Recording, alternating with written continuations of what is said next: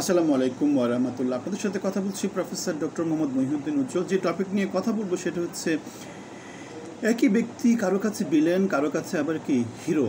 আমাদের সেটা নানা জায়গাতেই হয়। যেমন আমাদের ডক্টর মোহাম্মদ ইউনূস, তিনি হয়তো বা জুলাই অভ্যুত্থানে যারা সুবিধাভোগী, যারা পাচ্ছে সুবিধা, তাদের কাছে তিনি হিরো। যেমন এনজিওদের কাছে তিনি হিরো, কিন্তু আবার হাসিনার কাছে তিনি কি, তিনি হচ্ছেন ভিলেন। আবার অনেকের কাছে, বাংলার আপামর জনসাধারণ যাদের কাছে তিনি শোষক হিসেবে পরিচিত, তাদের কাছে তিনি আবার ভিলেন।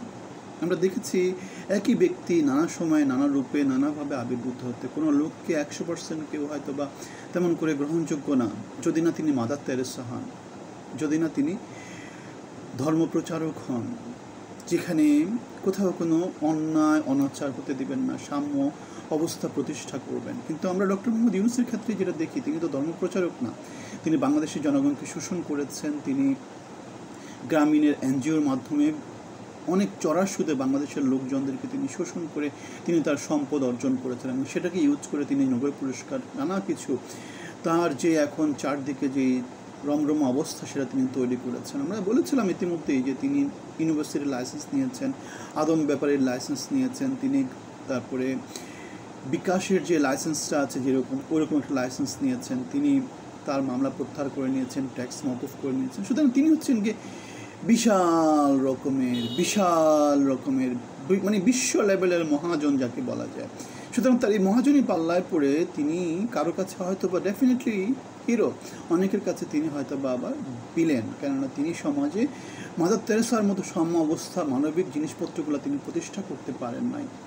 আমরা এর আগে কিছুদিন আগে বলেছিলাম যে অর্থনীতিতে নোবেল পুরস্কার বিজয়ী অরুন্ধতী রায় একটা কথা বলেছিলেন যে শাসক শ্রেণীতে যেটা থাকে তাদের কাজই হচ্ছে গিয়ে তারা কী করা, জনগণকে শোষণ করবে, জনগণকে চক্রান্ত করে সত্য থেকে লুকিয়ে রাখবে। যেমন আমাদের এখানে এখন যেটা হচ্ছে মানবিক করিডোর, রোহিঙ্গা ইস্যু, তারপরে নিষিদ্ধ খেলা, নির্বাচন দূরে নির্বাচন না দিয়ে কী করা, একে এই ট্যাগ দেয়া, একে এই ট্যাগ দেয়া, টেম্পো স্ট্যান্ড, চাঁদাবাজ, তারপরে এ হচ্ছে গিয়ে যুদ্ধ অপরাধী, এ হচ্ছে গিয়ে স্বৈরাচার, এ হচ্ছে গিয়ে ফ্যাসিস্ট, এটাকে নানা তকমা দিয়ে তাদেরকে কী করছে, বিচ্ছিন্ন সমাজ থেকে বিভক্ত করে দিচ্ছে, এবং আলটিমেটলি যেটা করতেছে সমাজের মধ্যে উগ্রতাবাদকে ছড়িয়ে দিচ্ছে।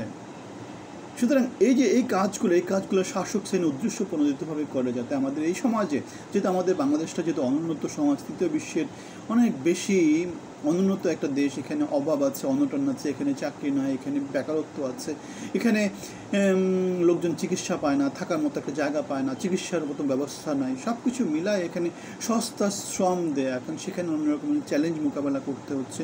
সুতরাং সব কিছু মিলায় যেটা দাঁড়ায় সেটা হচ্ছে গিয়ে এখানে প্রোপাগান্ডার একটা উর্বর ভূমি, এবং সেই জিনিসটা আমরা দেখতে পাই সোশ্যাল মিডিয়াতে, ফেসবুকে, অথবা আমাদের যে কনভেনশনাল যে মিডিয়াগুলো আছে সেগুলোর মধ্যে, যে প্রচণ্ড রকমের এই লোকটাকে থামান, বিশ্ব লেভেলের খেলোয়াড়, নানা কিছু দিয়ে কী করে প্রোপাগান্ডা দিয়ে দেশকে মাথায় রাখে। এবং সেটা আমরা দেখতে পাই আমাদের বৈষম্য বিরোধী অনেকের মধ্যে দেখতে পাই, একজন মারা গেছে আমরা সেটাকে 100 জন বলেছি, এরকম নানা প্রচার, প্রোপাগান্ডা, গুজব ভিত্তিক একটা সমাজ বাংলাদেশে প্রতিষ্ঠা হয়েছে। ছাত্র রাজনীতি দিয়ে সেটাকে আবার অপাঙ্ক্তেয় করে দেওয়ার নানা রকম চক্রান্ত হচ্ছে। ডিজিটাল আমাদের যে ডেমোগ্রাফিক ডিভিডেন্ড, সেটাকে আমরা এভাবে অপাত্রে নষ্ট করছি। সো পাকিস্তানের মহাপরিচালক ডিজি আইএসপিআর একটা কথা বলেছেন, ভারত পাকিস্তানের মধ্যে যুদ্ধ মানে 160 কোটি মানুষের মধ্যে বিপর্যয়। সো আমরা আমাদের সমাজটাই বিপর্যস্ত সমাজ, কিন্তু এটার মধ্যে যদি এখন মানবিক করিডোর, যুদ্ধ বিগ্রহ, এগুলো যদি দিয়ে দেওয়া হয়, দূরত্ব যদি তৈরি করা হয়, সাম্য অবস্থা যদি না রাখা হয়, তাহলে কী হবে, বিপর্যস্ত অবস্থা আরও বাড়তে থাকবে। সো যদি কেউ যুদ্ধের জন্য স্থান তৈরির চেষ্টা করে, তবে সে আসলে দুই দেশেরই ধ্বংসের পথ তৈরি করছে। যেমন আমাদের ডক্টর মোহাম্মদ ইউনূস বাংলাদেশের ধ্বংসের কথা বলছে, যুদ্ধের কথা বলছে, এগুলো আমরা বলছি না। যুদ্ধের কথা যাওয়া যাবে না, মানবিক করিডোরের দিকে যাওয়া যাবে না, যুদ্ধকে কোনোভাবে প্রমোট করা যাবে না। সমাজের মধ্যে এই যে বিভাজনের বীজগুলো বপন করা হচ্ছে, সেগুলো করা যাবে না। এখন আওয়ামী লীগকে নিষিদ্ধ করে দেওয়া হয়েছে, খুব ভালো কথা। আওয়ামী লীগ নির্বাচন করতে পারবেন, নিবন্ধন বাতিল হয়েছে, খুব ভালো কথা। এখন আওয়ামী লীগের এই যে 6 কোটি 8 কোটি মানুষ, তারা কি করবে? আওয়ামী লীগ কি বসে থাকবে? বাংলাদেশের আইনশৃঙ্খলা পরিস্থিতি যা আছে, তাদের কি সেই ক্ষমতাটা আছে?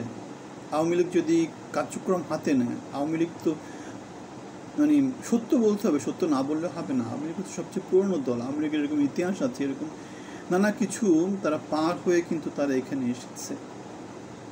সুতরাং যারা যুদ্ধের মাঝে বাংলাদেশকে ঠেলে দিচ্ছে, অশান্তির মাঝে ঠেলে দিচ্ছে, তারা বাংলাদেশের বিপর্যয় চাচ্ছে, তারা বাংলাদেশের উন্নতি চাচ্ছে না। এবং তারা কি করছে? বাংলাদেশের মানুষের ধ্বংসের পথটা তৈরি করছে, সেটাই আমরা বলছি। এবং তারা কারা? তারা রাজনৈতিক দলের ভূমিকা আছে, আওয়ামী লীগের ভূমিকা আছে, তাদের ফিলোসফিতে ভুল ছিল। এখন আমাদের সুশীল সমাজের সরকার হিসেবে, অন্তর্বর্তী সরকার হিসেবে ইউনূস সরকার একই পথেই হাঁটছে। সুতরাং পরিবর্তনটা তাহলে কে তৈরি করবে? পরিবর্তন রাজনৈতিক সরকার করেনি, অরাজনৈতিক সরকারও করছে না, তাহলে আলটিমেটলি দেশের ধ্বংস ছাড়া ভালো কিছু তো আমরা দেখি না। আমরা একটা ব্যানারের কথা বলি, যেটা হচ্ছে মানবিক বাংলাদেশ, জনগণের বাংলাদেশ। সেখানে আমার কথা, আপনার কথা, বাংলাদেশের কথা বলা হয়। আপনাদের সাথে আমাদের কোনো দূরত্ব নেই, আমরা একই মানুষ। সুতরাং আমাদের সাথে আপনাদের অংশী হওয়ার জন্য আপনাদেরকে আমন্ত্রণ জানাচ্ছি। সবাই ভালো থাকবেন।